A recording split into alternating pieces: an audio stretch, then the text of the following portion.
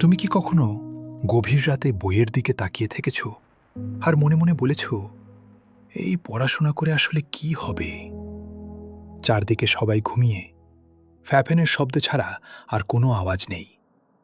মোবাইলের স্ক্রিনে নোটিফিকেশন ঝিলমিল করছে, আর টেবিলের ওপর খোলা বইটা একদম নীরব। ঠিক এই মুহূর্তেই এই গল্পটা শুরু হয়। একটা ছোট্ট ঘরে থাকত ছেলেটা, নাম ধরো রাফি। সাধারণ পরিবারের ছেলে, না ছিল দামি কোচিং, না ছিল নিজের আলাদা রুম। শুধু একটা পুরনো টেবিল, একটা কাঠের চেয়ার আর বাবার কষ্টে কেনা কিছু বই। রাফির সবচেয়ে বড় শত্রু ছিল মন ভেঙে যাওয়া। পরীক্ষার রেজাল্ট ভালো হতো না, বন্ধুরা বলতো তুই দিয়ে কিছু হবে না। পাড়ার বড় ভাই বলতো পড়াশোনা শুধু টপারদের জন্য। আর রাফি, সে চুপ করে শুনত।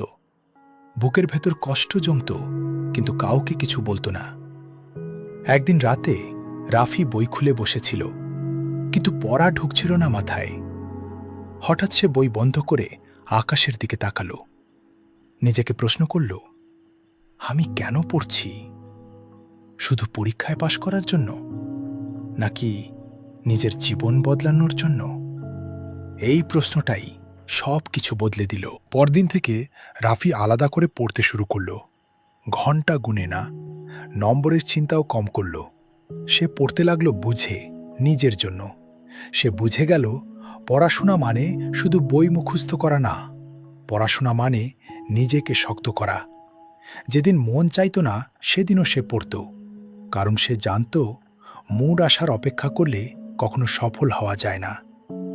রাফির জীবনে সবচেয়ে কঠিন দিনগুলো ছিল যখন কেউ বিশ্বাস করত না তার উপর।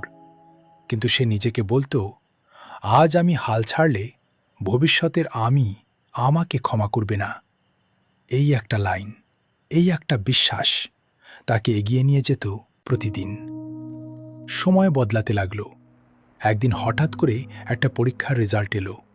রাফি প্রথম হলো না, টপ 10-এও ছিল না, কিন্তু সে আগের চেয়ে ভালো করেছিল। আর সেদিনই সে হাসল, কারণ সে বুঝে গিয়েছিল উন্নতি মানেই জয়। বছর গড়ালো, রাফির পড়াশোনা চলল। বন্ধুরা কেউ চাকরি পেল, কেউ ছেড়ে দিল পড়া। রাফি থামল না। অনেক রাতে সে একা বসে ভাবত, সবাই যখন এগিয়ে যাচ্ছে, আমি কি পিছিয়ে পড়ছি? কিন্তু সে আবার বই খুলত, কারণ সে জানত নিজের রাস্তাটা সবাইয়ের মতো হয় না। একদিন, ঠিক একদিন, রাফির জীবনে আলো এলো। সে যেই জায়গায় পৌঁছালে সেখানে পৌঁছাতে তার বহু বছর লেগেছে। আর সেই মুহূর্তে সে শুধু একটাই কথা মনে করল, এই জায়গায় পৌঁছাতে আমাকে কেউ ঠেলে দেয়নি, আমি নিজেই হেঁটে এসেছি। এখন গল্পের সবচেয়ে গুরুত্বপূর্ণ প্রশ্নটা আসে, তুমি যে এখন এই গল্পটা শুনছ, তুমি কোন জায়গায় দাঁড়িয়ে আছো? হয়তো তুমি ক্লান্ত, হয়তো পড়তে ভালো লাগে না, হয়তো মনে হয় এতে কিছু হবে না। কিন্তু একটা কথা মনে রেখো, পড়াশোনা কখনো তোমাকে ঠকায় না, শুধু সময় নেয়। আজ তুমি যে বইটা খুলছ, ওটা শুধু পরীক্ষার জন্য না, ওটা ভবিষ্যতের একটা দরজা। যেদিন তুমি হাল ছাড়তে চাইবে, সেদিন এই গল্পটা মনে করো। কারণ যে মানুষটা আজ পড়ছে, সে মানুষটাই একদিন নিজের পরিবার, নিজের স্বপ্ন, নিজের জীবন সব কিছুর দায়িত্ব নেবে।